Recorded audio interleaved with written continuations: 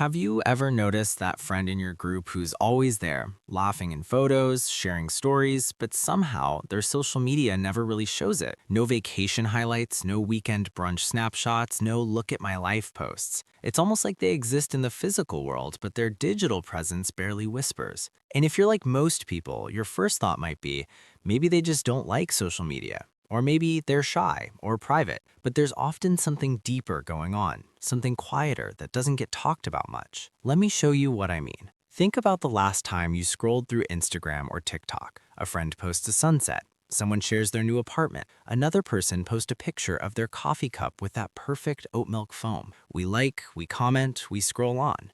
It feels harmless. It feels normal. And on the surface, it is. But there's a small, invisible process happening with every post. Every photo, every story, every update creates a little loop in the brain. That moment you captured isn't just a memory anymore. It's now a tiny performance.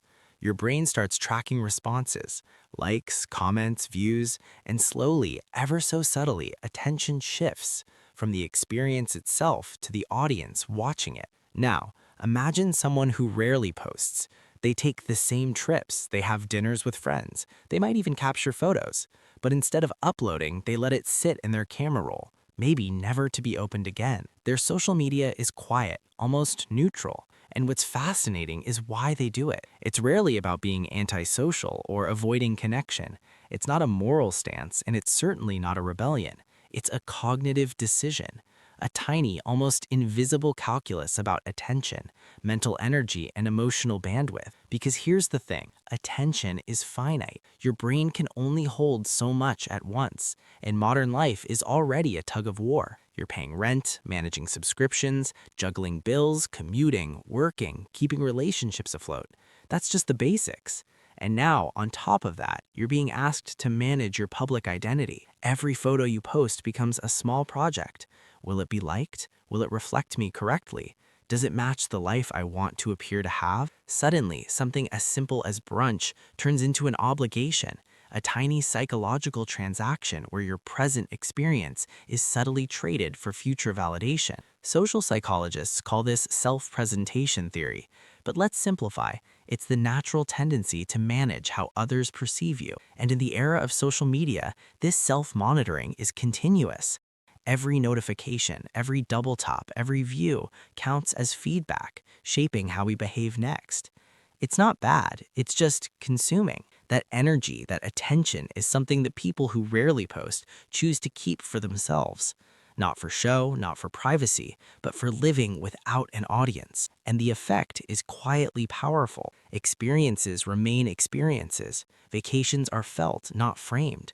Milestones are savored, not captioned. Friendships grow without proof. The world doesn't get a front row seat to every moment, which allows a kind of mental spaciousness most of us rarely notice. Psychologically, it's similar to delayed gratification, a small, consistent practice of keeping attention internal rather than distributing it outward. And over months and years, that quiet attention compounds. The skills learned, the thoughts developed, the ideas considered, they all accumulate, often unnoticed by anyone else except the person living them. There's also a financial dimension that's subtle but real. Maintaining a social media life, even passively, often nudges behavior towards visual signals of progress. A slightly fancier apartment, a trendier coffee spot, a more photogenic vacation. Individually, none of these choices are harmful, but over time they create small, incremental pressures on attention and spending. People who rarely post naturally bypass many of these pressures. They can invest in growth silently, save quietly, focus on experiences without thinking about how they'll appear online. Now, of course, this isn't about judging anyone who posts constantly.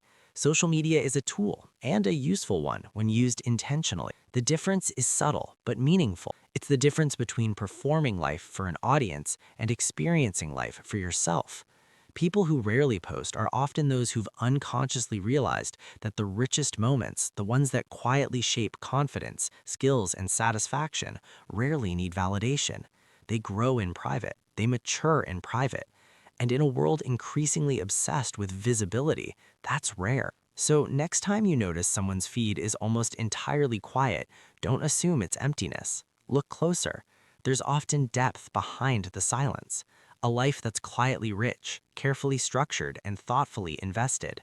A life where attention, energy, and presence are reserved for the experience itself, not the audience. And if you're watching this and thinking, maybe I do some of that too, then you've already started noticing the pattern. That's the first step towards understanding how your brain manages attention in a world built for distraction. And that's all it really is: awareness. Not guilt, not judgment, just a quiet invitation to notice how you spend your attention and why it matters more than you might realize. If that resonates with you, consider subscribing. It's one small step towards thinking more clearly about the life you actually live, not just the one you post.